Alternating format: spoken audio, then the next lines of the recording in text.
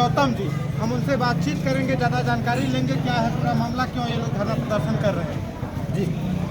सबसे पहले आपको बहुत बहुत धन्यवाद कि इलेक्ट्रॉनिक मीडिया के माध्यम से आज हड़िया तहसील अंतर्गत डॉक्टर अंबेडकर वेलफेयर नेटवर्क डान के तत्वाधान में 3 सूत्रीय मांगों को लेकर जो धरना प्रदर्शन किया जा रहा है उसको कवरेज करने के लिए पहुंचे हैं। आपको बहुत बहुत आभार और धन्यवाद। विशेष करके हम बता देना चाहेंगे कि हड़िया के अंतर्गत जो लगभग 400 गाँव करीब यहाँ पर हैं, 400 गाँव हम उन गाँव की बात कर रहे हैं जो अनुसूचित जात बाहुल या मुसार बाहुल या जो बीड़ी मजदूर हैं उनकी हम बात कर रहे हैं कि ये 3 सूत्री मांगों। पहला ये है कि हम सब हजारों की संख्या में आपके हड़िया में श्रम कार्ड बनवाया जा चुका है। पहले जो सरकारें, चाहे सपा की सरकार हो या बसपा की सरकार रही हो, तो श्रम कार्ड के आधार पर जैसे उनकी लड़कियों की शादी ब्याह है, कोई अगर मृत हो जाता है, बहुत 50,000 से लेकर 5 लाख तक की योजनाएं उनको लाभार्थियों को मिलता था।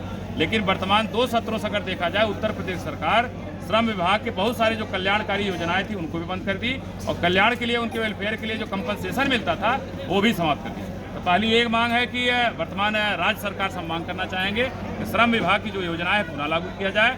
जो कंपनसेशन दिया जाता था 10 सालों में, अब समय के अनुसार बदलाव की स्थिति आती है, उस कंपनसेशन को बढ़ाया जाए। दूसरा जो हमारी मांग है कि हड़िया के अंतर्गत जो लगभग 400 ग्राम सभाएँ हैं। दूसरा हमारा जो है कि स्वच्छ भारत अभियान के तहत माननीय प्रधानमंत्री जी तीसरे कार्यक्रम जो भी काम कर रहे हैं, संपूर्ण स्वच्छता अभियान के तहत आज भी यहाँ पे हजारों ऐसे घर हैं जो सुबह होता है तो लोटा लेके मैदान जाते हैं। तो हम माननीय प्रधानमंत्री जी से, उत्तर प्रदेश सरकार से मांग करते हैं ऐसे गाँव को चिन्हित किया जाए, ऐसे लाभार्थी जिनको शौचालय नहीं उपलब्ध हो पाया है, ऐसे घरों में स्वच्छ भारत अभियान के तहत उनको शौचालय उपलब्ध कराया जाए। तीसरा ये है कि देखा जाए कि जब से राशन कार्ड की आवेदन बहुत पहले 10 साल पहले लोग किए थे, उसी आधार BPL बना, APL बना या अंत्योदय बना, लेकिन इन्होंने 15 सालों में कोई भी किसी प्रकार का BPL, APL या अंत्योदय कार्ड जारी नहीं किया गया। अब क्योंकि 15 सालों में बहुत सारे परिवार जो है कि अलग थलग हो गए, उनका अलग परिवार हो गया है,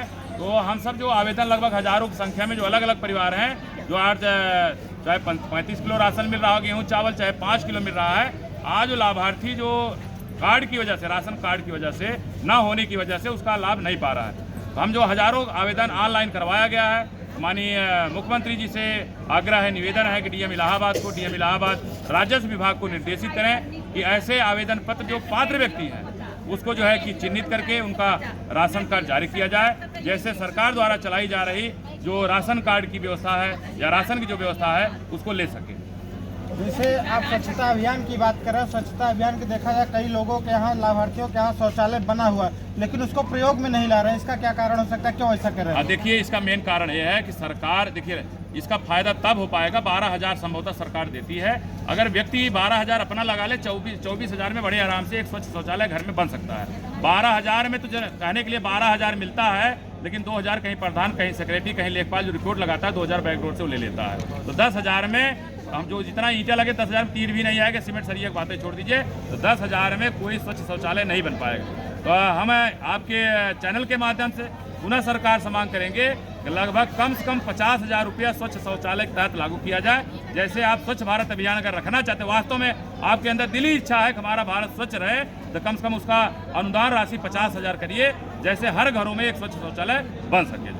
कहीं न कहीं आप देखा जाए तो जो शौचालय का पैसा हुआ तो भ्रष्टाचार की भेंट चढ़ जाता है, इसके लिए क्या कहना चाहेंगे? देखिए, सरकार निःशुल्क रेवड़ी नहीं बांट रही है। स्वच्छ शौचालय भी अगर देती है तो एक आवेदन किया जाता है प्रधान के माध्यम से, सेक्रेटरी के माध्यम से, जब जाके लागू। और निश्चित है कि पैसा कम है, बन नहीं पाता है तो आदमी के पास। पहली बात है, जो शौचालय की बात है, जिन हम अनुसूचित जात के जो बहुजन बाहुल बस्तियों में बिलो पॉवर्टी लाइन है, वो 2 समय की रोटी के मुफ्ताद है, वो क्या शौचालय 12,000 बना पाएंगे? तो जो वो भी जो भ्रष्टाचार पे चढ़ा हुआ है, तो फिर हम दोबारा यही मांग करना चाहेंगे उसको, भाई उसकी राशि जो है अनुदान राशि 50,000 किया जाए, जिससे स्वच्छ शौचालय बन सके। और हम भी चाहते हैं कि भारत जो है कि जो गंदगी या तमाम प्रकार की तो तमाम बीमारियां जो है, मक्खी जो है ये लैट्रिन बाथरूम बैठती है, अगर भोजन पे आई या किसी प्रकार से है, तो उससे तमाम प्रकार की बीमारियां जो होती हैं वो गंदगी से होती हैं। हम चाहते हैं हर घरों में स्वच्छ शौचालय बने। इसके लिए अनुदान राशि या अंशदान जो है दूना किया जाए, जैसे हर व्यक्ति जो BPL श्रेणी, APL श्रेणी या बिलो पॉवर्टी लाइन के तहत है उसके घर एक स्वच्छ शौचालय हो सके। तो ये थे हमारे साथ रामवृक्ष गौतम जी, जो कि ये डॉक्टर अंबेडकर वेलफेयर नेटवर्क डान की तरफ से इन्होंने कहा कि जो मजदूर तबके के लोग हैं उनको जो लाभ मिलना चाहिए वो लाभ